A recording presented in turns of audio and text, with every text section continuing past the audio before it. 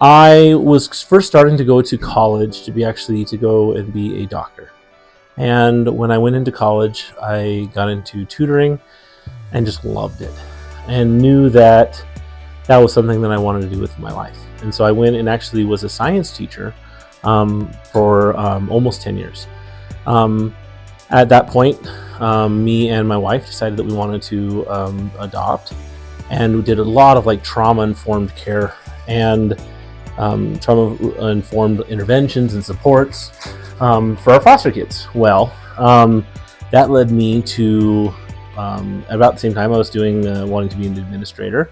And my current principal at that time suggested that I think about elementary, and I have just never looked back.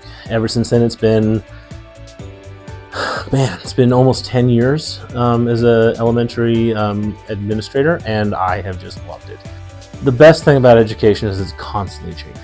You think that you think you know everything that could possibly happen, and then your next group of students come, and that seems like that's what happens. Every year, our new group of kindergartners are full of vigor and full of life and full of love, and are just ready to be loved on and cared for. Is probably the best part. So being flexible, being creative, there is an art to teaching and an art to being an administrator, and being able to use and live within structures and systems while also having the art of the craft be alive in you, I think is something that is crucial for you to be successful.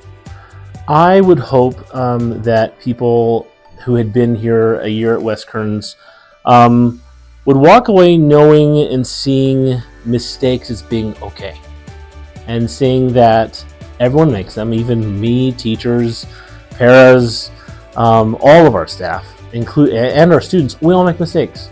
But it's, do we learn from them? Do we grow from them? That's the main thing that we really try to hit on here. And then how do our relationships, how do they grow based on those learning experiences?